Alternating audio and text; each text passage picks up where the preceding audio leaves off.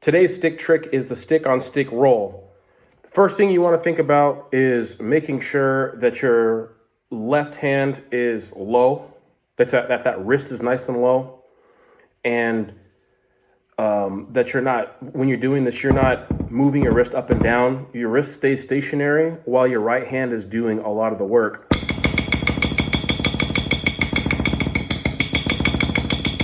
It's imperative that you hit the stick at the right, you hit the left stick at the right sweet spot, just so that you can get the optimal rebound.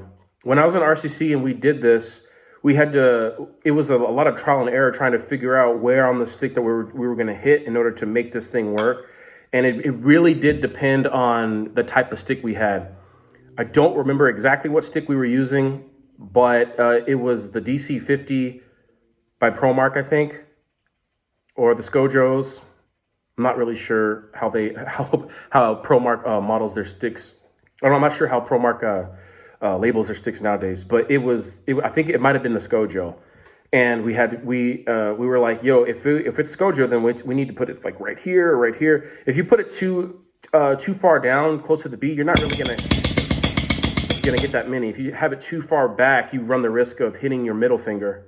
And so it's right in between where that stick starts to taper.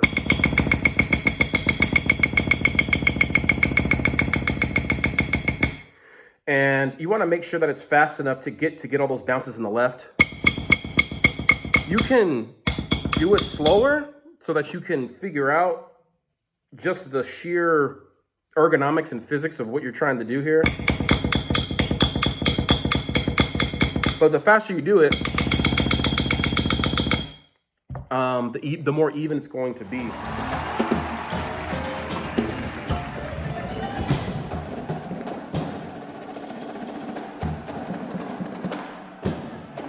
So yeah, that season, RCC 2011, we had a primer where we would A-B it, and then A's would play something like,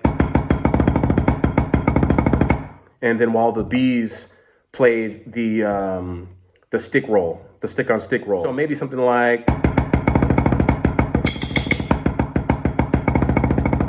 so just hugga-dugga burrs, but every other roll would be the stick-on-stick roll.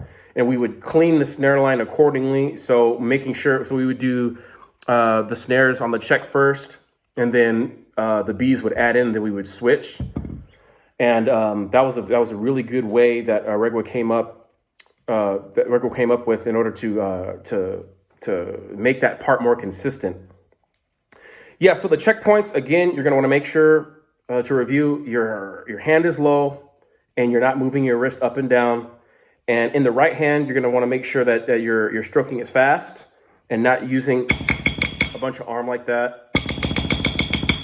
Making sure it's nice and even, and just really playing around with the zone on the stick that you're going to want to hit to make sure that it's always hitting, it's always consistent, it's always even. Another drumline that did it back in the day was, I think it was Vanguard 93.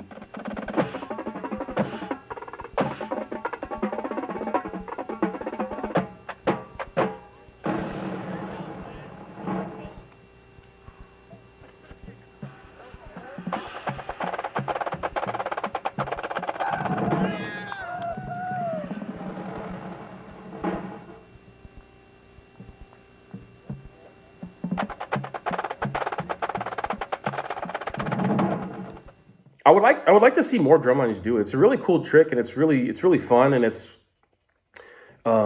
adds a lot. So take this one home. It's a really good one to put in your solos and whatever other music you want to do. And I'll see you in the next video.